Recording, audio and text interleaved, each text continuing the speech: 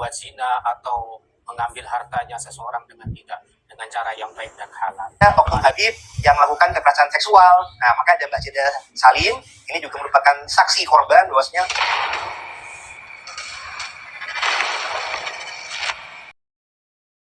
babak baru kasus KDRT Zeda Salim. Secara psikis yang dilaporkan presenter Zeda Salim terhadap suaminya, Habib Ali ke Polres Metro Bekasi. Tidak hanya itu, Zeda Salim pun datangi MUI untuk mencari keadilan. Berikut tanggapan MUI. Yang benar. Jangan sampai kita mencampur adukan dengan atas nama cucu Nabi atau menjadi orang dekat mersenahnya untuk berbuat zina atau mengambil hartanya seseorang dengan cara yang baik dan halal. Mari kita laporannya daripada Avatar ya, nanti insya Allah nanti kita tidak lanjuti, akan kita diskusikan. Semoga kita menjalankan agama ini dengan baik.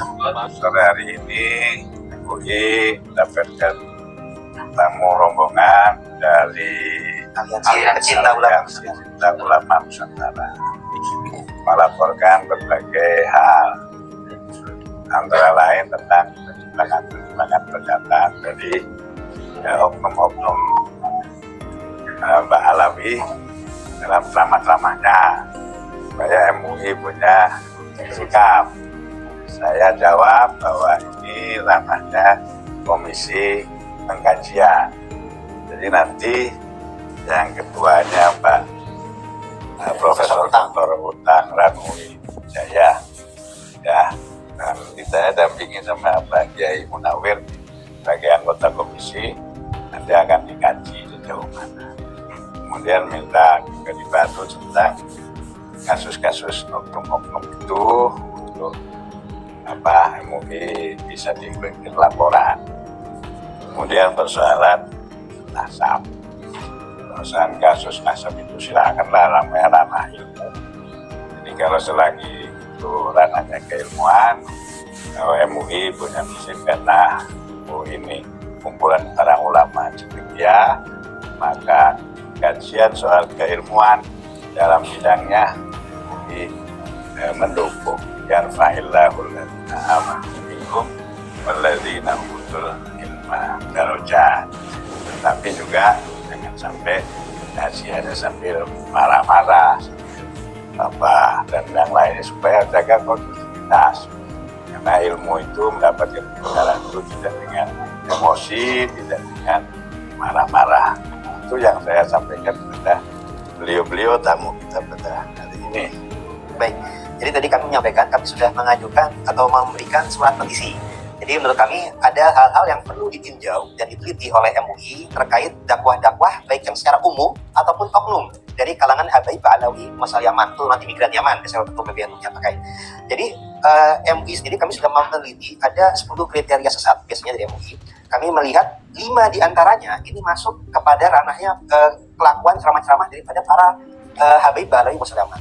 Yang 5 itu antara lain satu, yang tidak sesuai dengan rukun Islam. Misalkan ada Habib menyampaikan tokoh mereka di hari itu tidak naik haji, cukup dengan ziarah ke makam Muhammad Fakih Muqaddam menurunnya. Itu kan nggak sesuai dengan rukun Islam.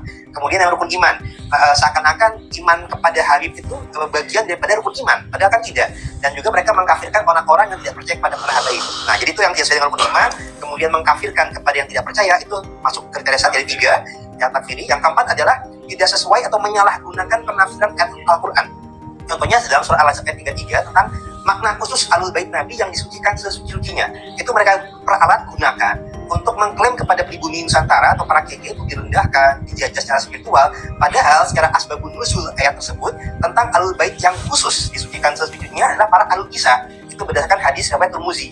Jadi Nabi Muhammad, Imam Ali, Fatimah, Hasan, Husain saja. Bahkan istri Nabi Ummu Salamah pun tidak dikhususkan oleh Rasulullah. Nah, apalagi para Habaib Balawi saat ini ribuan tahun kemudian itu tidak bisa digunakan klaim sebagai mereka ahli surga, tidak boleh mengkoreksinya, bahkan kalau mengkoreksi dengan iblis ini tidak sesuai dengan dalil-dalil Nabi, dan juga melecehkan dan merendahkan Nabi dari doktrin-doktrin umum maupun khusus.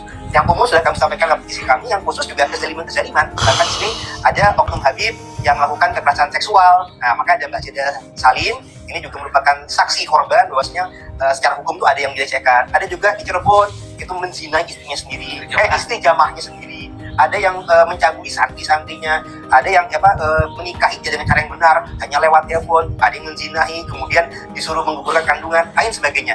Ini ada kekerasan seksual yang tidak sesuai, dan mereka dalam melakukan kezaliman tersebut membawa-bawa pengakuan sebagai cucu Nabi.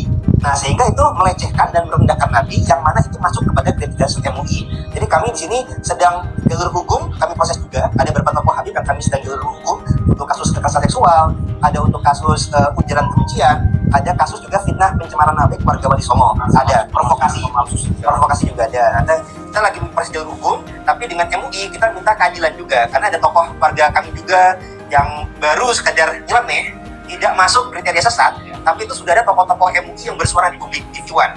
Nah, ini mengatasnamakan jabatan di MUI. Nah, sedangkan ini para Habib Alaihi Wasallam ini sudah 2 tahun viral. Banyak kesehatan-kesehatan yang didiamkan. Makanya kami datangi untuk kita sebagai umat Islam ingin ada keadilan sikap dari MUI ini, supaya jangan pilih kasih, sama-sama merangkul umat Islam Nusantara. Jadi janganlah yang cuma 1 orang saja belum masuk kriteria sesat itu sudah dikomentari di media massa, di media seolah-olah mengatasnamakan MUI. Ini sementara ini oknum-oknum yang masif, terlalu banyak, sudah sangat lama. Bahkan beberapa doktrinnya tuh sudah masuk kitab, tapi itu